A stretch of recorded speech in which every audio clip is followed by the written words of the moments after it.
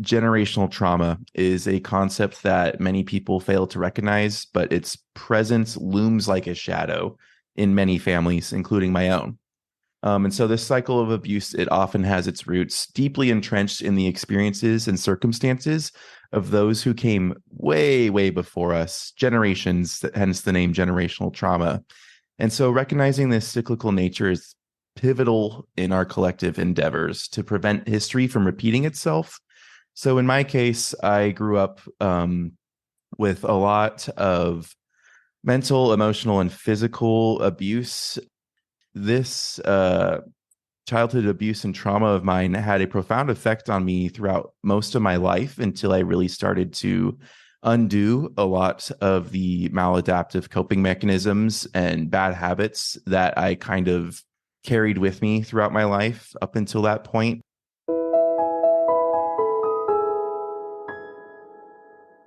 Welcome to Linda's Corner, where we bring more hope, healing, and happiness to the world. My name is Linda Bjork, and today we're going to be talking about letting go of anger, fear, guilt, and shame, and learning to love ourselves. I'm delighted to welcome Wesley Jackson. Wesley is the co-founder of Surviving Humanity, a self-help podcast. You can also reach Wesley at his website, survivinghumanity.net, and I'll include a link in the show notes. Welcome, Wes. I'm so glad that you could join with me today. Thank you for having me, Linda. I'm happy to be here. Thank you. And I am looking forward to hearing this story because I think almost all of us are carrying some of those things you talked about, whether it's anger or fear or guilt or shame. And the standard response is really to pretend it never happened, because there's maybe some humiliation also involved with this. Like, I don't want to pretend I have been perfect forever. And we create kind of a mask, a shield. And then as we do that, we feel kind of like we're imposters because it's like, I know what presence I'm trying to show you, and I know who I really am. And I think we have a skewed vision of who we really are. And I would love to hear your story. And one of the things as I was reading your background was the word twice exceptional, which was a new term to me. And so I had to look it up. Will you explain that and kind of explain your story and how you got to where you are now? Sure. So twice exceptionalism is where you are intellectually gifted in some ways, yet in others, you also have learning disabilities. So in my case, you can have what is considered a genius level IQ, yet I have dyscalculia, which is basically the math form of dyslexia. I also have minor dyslexia on top of that, ADHD, and a few other things that held me back despite these intellectual gifts of mine. So it created this kind of very lopsided view of both myself and myself to other people as well, because a lot of the times they only saw the gifted side of me, and yet I was struggling throughout my entire academic career, for example, with math. Despite being placed within honors and advanced placement math courses throughout my academic life, I struggled the entire time, and that never really changed, despite how much support I was receiving in terms of like study groups with friends. I never received any explicit professional support in that regard. I mainly relied on study groups and tutors and just plain old kind of bashing my head against a wall until I eventually arrived at the right answer to these math problems. And that pattern of mine kind of continued on throughout life. And it was really, at the end of the day, a maladaptive coping mechanism, which caused me to kind of deny myself. Like you mentioned, we acted like these problems didn't exist. And because of that, everyone else acting like these problems of mine didn't exist, I also acted like they didn't exist, yet they very much did so exist. And I struggled with them for such a long time without saying anything to anybody, that I thought that it was just normal. And I thought that what I was going through was what everybody else was going through. And so I just didn't say anything about it for so long until I started to really think back to my past and start to research what exactly was going on there and why exactly I was at where I was at that point in my life. Okay. So, what I'm hearing then is just this kind of, I loved the part that's, I guess, stuck in my mind is that I felt like what I was going through was normal, and that's what everyone is going through. And I think whatever our situation is, we tend to have that as a baseline because this is the only mind that I have. This is the only experience that I can work with, that I can compare with. And so obviously, everyone is doing the same kinds of things. And yet, even though we come from that, everyone is the same, we also feel like, and yet there's something wrong with me, which is a strange dichotomy because it doesn't seem, it's not consistent. And yet in our minds, it makes absolute perfect sense. Now, in addition to being twice exceptional and dealing with these particular struggles, and it's interesting with the math dyslexia, if you switch letters around, it might not make a word. But if you switch numbers around, it's still a number. It's just a different number. And so to be able to come up with the right answer when you're working with different things would be extremely challenging. But I also am aware that this is not the only set of challenges that you have endured in growing up. Would you like to expound and fill in this picture a little bit and make a more of a rounded example? Sure. So we talked about denial already, and we'll talk here about the denial of, let's say, your shadow self, to use Carl Jung's concept. In this case, generational trauma is a concept that many people fail to recognize, but its presence looms like a shadow in many families, including my own. And so this cycle of abuse, it often has its roots deeply entrenched in the experiences and circumstances of those who came way, way before us, generations, hence the name generational trauma. And so recognizing this cyclical nature is pivotal in our collective endeavors to prevent history from repeating itself. So in my case, I grew up with a lot of mental, emotional, and physical abuse growing up until about the age of 7, I would say. And from then it shifted into mainly verbal. And this largely was coming from my dad. But the abuse was not limited there. It also came in the form of neglect somewhat from my mom. And this, on like, looking back on all this now, like I'm able to give them the benefit of the doubt. It was a symptom merely of their dysfunctional relationship. They separated in 2010.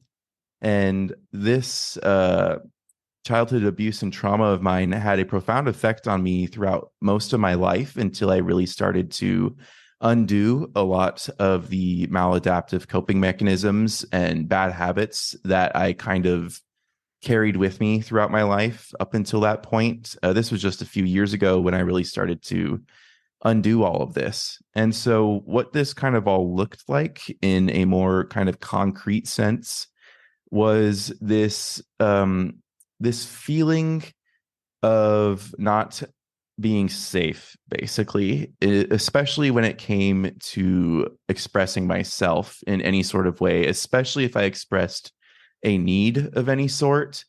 A lot of the times it was met with denial of the existence of said need, or shame of for the fact that I needed something.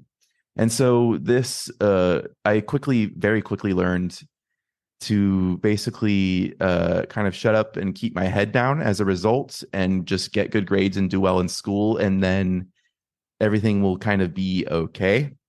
And so that was my MO, or modus operandi, for a really long time throughout my life, which actually led to a serious streak of perfectionism. And so what happened there was this intense, compulsive need to be perceived as perfect and to see myself as perfect, which meant never making any mistakes whatsoever, which is obviously impossible. And because of that, when I would make mistakes, it would really shake me to my core and kind of shatter this fragile self-perception that I had constructed of myself, of being perfect. which ultimately was an inauthentic one. Wow. So there are so many elements and you as you're describing your story that I would love to cover because you brought out so many important points. And some of them include the idea of having compassion for the people who hurt you and recognizing that they cannot give what they did not have. And to be able to put those two together and say, my parents did not do a stellar job of loving me and of making me feel safe, physically safe, emotionally safe, all of those things, which are very, very basic needs when we're growing up. And then to recognize, okay, this is what was. I acknowledge this is what happened. And to have compassion and say, and I recognize that they came from that similar place, this generational cycle that it repeats because whatever we were raised with, that is our default mode. And if we don't consciously make a choice and a change, even if we hated it, we naturally turn to that and become that. And that is a very frustrating cycle. And so, how wonderful that you have become a chain breaker. You have broken this cycle and this chain, so that you can now choose who you are and what you choose to be, and can respond in a different way rather than just going to that default mode. And so I am so proud of you. And there are so many people throughout the world who are in similar situations where we are following this generational cycle of whatever situation we're dealing with. And we need to wake up and make that change. So very well done. And then I really appreciated how you talked about your I guess what would we call it, a coping response? Maybe this is how I need to function within this box, this parameter that I have been given. And that is, in order for me to function, I must be perfect. And perfect means good enough. If I am perfect, then I am good enough. And perfection is unattainable. We have flaws. We make mistakes. And that trying to carry that burden of perfection is overwhelming and unattainable. And yet, so many people are trying to do that. So I would love, if you wouldn't mind, let's follow this thread just a little bit more. Now that you have recognized that that is not required and actually not even achievable, can you give me an alternate? How can I know that I'm good enough, even though I'm not perfect? So like we said, I had my perception of myself was completely fragile. It was like paper mache because of this perfectionism. And so once I got rid of that and broke that down, then I had a completely different problem. Now I have no identity, basically. So who am I exactly? And so I kind of had to start at, ground zero with that. And that began for me with identifying my personal core values. And so I did this through a series of online tests. And once I was done with that, I arrived at a list of 10. And that kind of served first as my compass or my lighthouse to make sure that I'm doing things that align with my values. And I can point back to specific values and tie my own actions back to them. Or if I do something that's not in line with my values and it makes me feel bad, I look back at my value list and look at, okay, which of these values did this action conflict with? So they really help in that regard. So that was step one for me. Step two was identifying then, because of this perfectionist streak and this pursuit of the impossible, I didn't really know exactly what I was actually good at because I would just push myself beyond my limits throughout all facets of my life until I burnt out, that I didn't know what I was actually really good at or what I was really shouldn't be doing or what I was, bad at. And so that came with something known as the VIA inventory character strength survey. So VIA character strength survey. And through that, I identified my key strengths. And once I had those, that's when I started to figure out, okay, where should I be directing my energy as to where it would be the most kind of efficient use of my energy? Because if I'm doing things that I'm not necessarily good at and simply trying to cover for my weaknesses, as opposed to doubling down where I'm strong, I don't really think that's a very efficient or optimal way to live our lives, when we could make our lives so much easier if we just did what we were really good at and what we were kind of meant to be doing. So values and strengths, that's where it all began for me personally. Wow. And to recognize who you are. I really appreciate that. And when you mentioned earlier that you were not allowed to have any needs, and that very much affects when you lose your voice, you're not allowed to ask for anything, and you lose your choice, there can be a feeling of, it doesn't actually matter what I want because I don't get it anyway. So who cares what I want? And then when you keep living like that, pretty soon it's, I don't even know what I want. I don't even know what I'm good at. And so going through this process of self-discovery, what am I good at? What do I enjoy?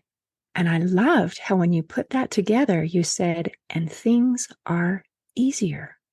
And so you can be successful and it's easy and enjoyable when you know who you are and what your strengths are and what you like, and putting these things together. And so that created a career change for you, because you were in digital marketing and now you're working on this, really just making the world a better place, one person at a time. And so I assume this is what you discovered and decided, this is what I enjoy.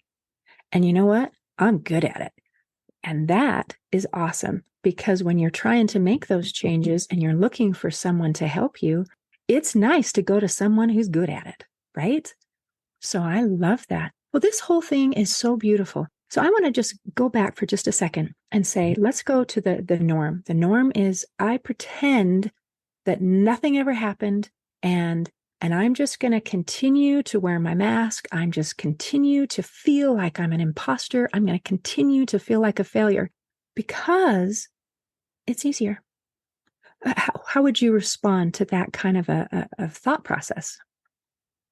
Yeah, it's so twisted and ironic where our normal can be something that is completely abnormal. And yet, since that is our world and what we perceive as normal, it is effectively okay with us. So we're okay eventually with being treated like a doormat.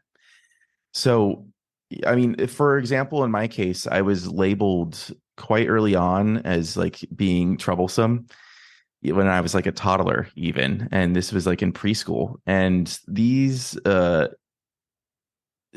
negative self-perceptions of myself really stuck with me for a long time because of that. So I think misinterpretations of character can sometimes actually be more damaging than, for example, like mental health conditions that they aim to diagnose a lot of the times. So when people, it's really hard to understand where somebody is coming from when it is a reality that is different from your own, especially if it is one as traumatic in the cases of childhood abuse and trauma.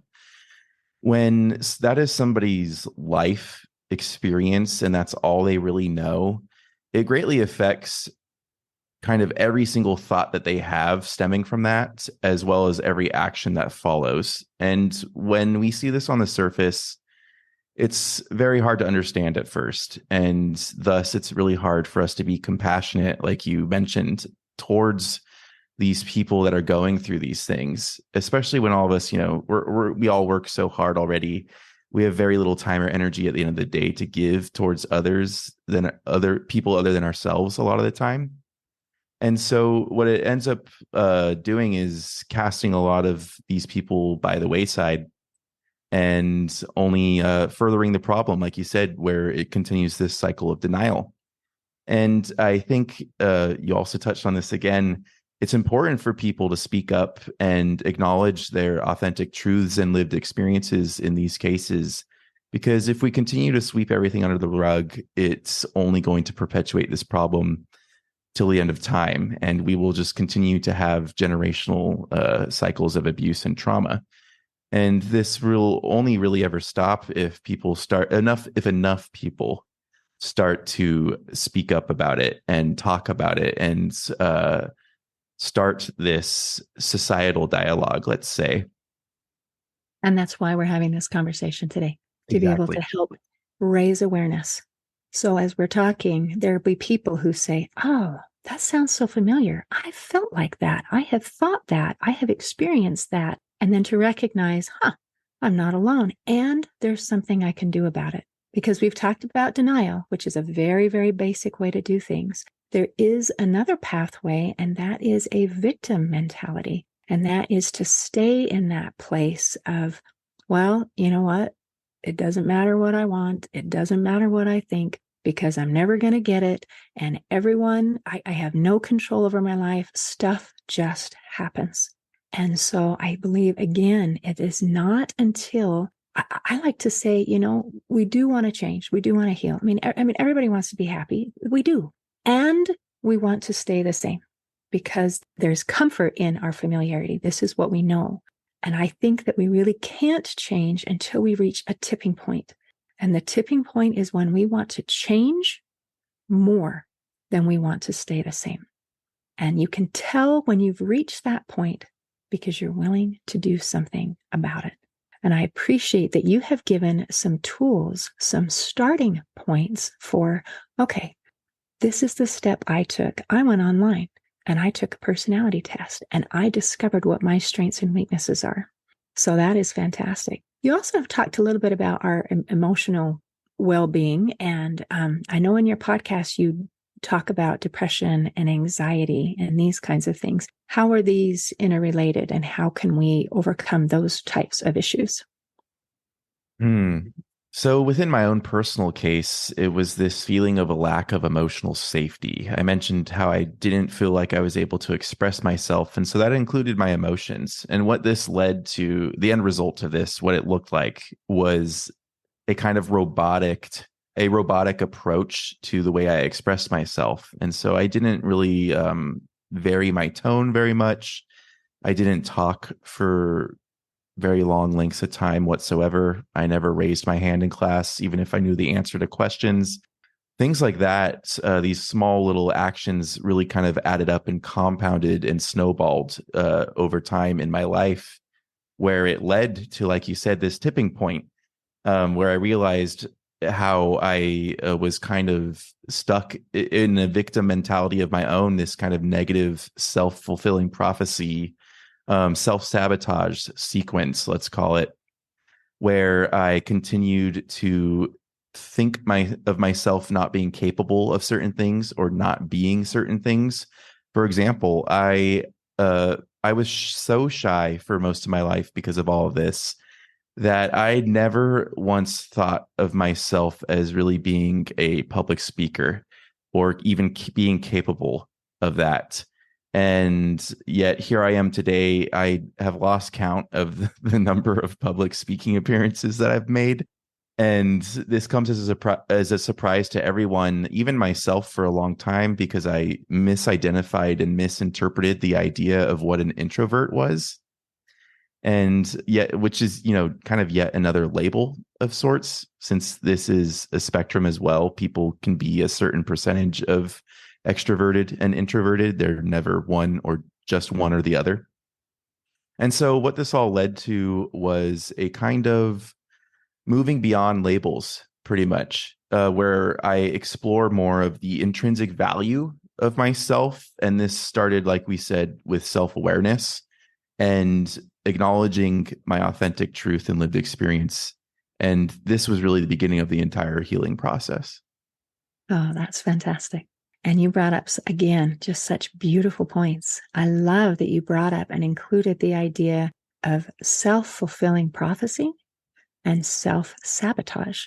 And when we're in a victim mentality, we cannot recognize that there's any part of what we did that contributed to the problem. And so we have to be able to open up our minds a little bit and say, you know what? These things happened. And a lot of it was not my fault.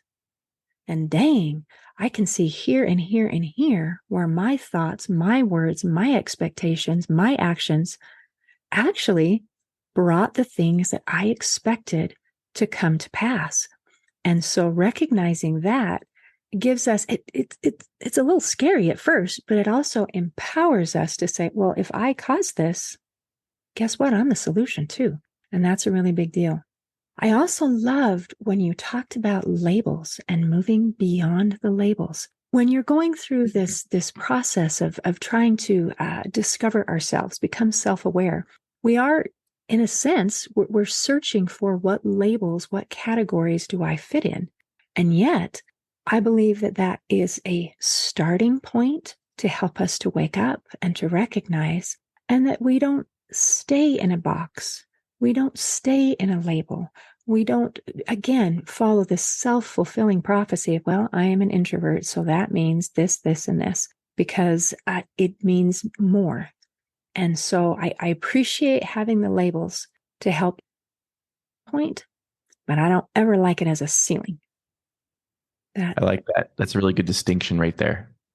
Yeah, that is fantastic. Let's see. I wanted to ask about, so when we're trying to break free from our negative thought patterns, I'm a real big fan of action steps. There's some things that we can do to make that change and think differently about ourselves.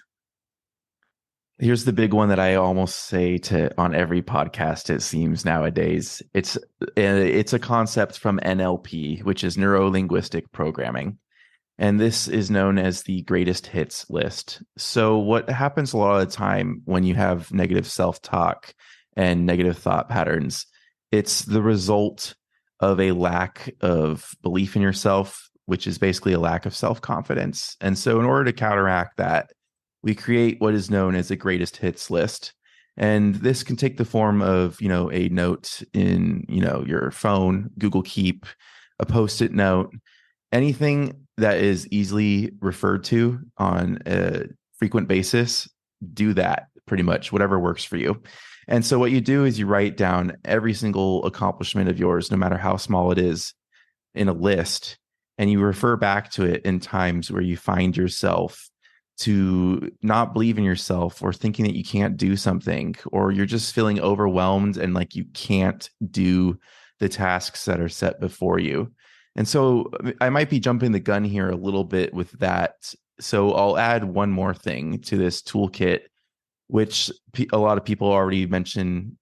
It's pretty trendy nowadays at this point, kind of a dead horse situation, but mindfulness meditation. Mindfulness meditation really helped me. I practiced it for about 3 years, pretty religiously with the Headspace app back in the day, to a point where it somewhat internalized within me so I can make these cognitive reframes when I realize that I'm thinking about myself negatively.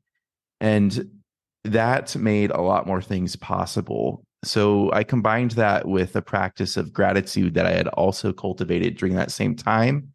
And through mindfulness, gratitude, and some NLP techniques along the way, I managed to eventually reconstruct my identity with the values and strengths and really start to reinstill a sense of self-confidence within myself, which led to this intrinsic feeling of self-worth.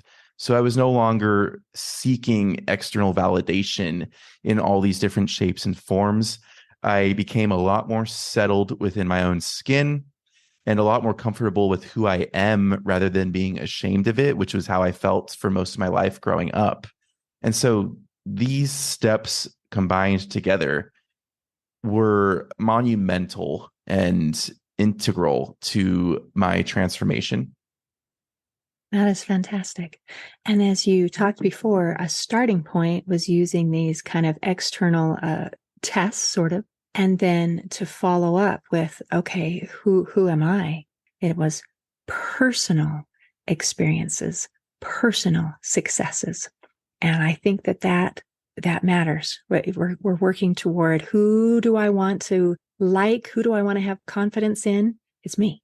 So I'm going to use my personal experiences, my successes. And I love this idea of recognizing your talents and your successes versus the old way of perfectionism, which is, have I made any mistakes?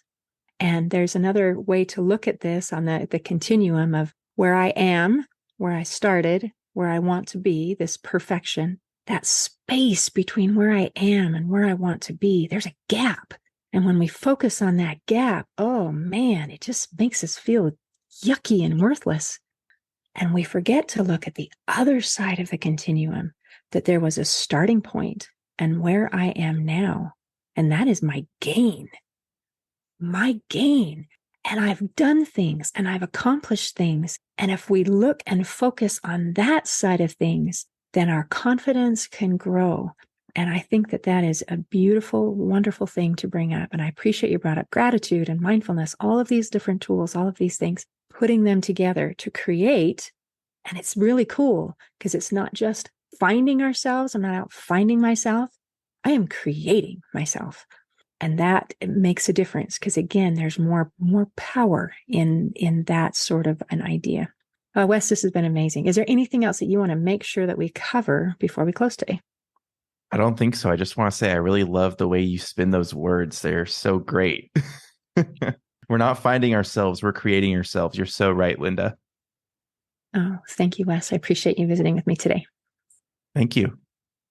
In closing, I'd like to share a quote by Carl Jung. He said, "Who looks outside dreams. Who looks inside awakes." Today, I invite our listeners to awaken to our authentic selves by looking inside. See you next time on Linda's Corner. Thanks for listening. Please share and subscribe to help us reach new listeners. And if you'd like to heal your life from the inside out, there is a free video series at hopeforhealingfoundation.org. Just click on the free stuff tab. I also invite you to grab a copy of one of my books, like Crushed, A Journey Through Depression, and You Got This, an action plan to calm fear, anxiety, worry, and stress. See you next time on Linda's Corner.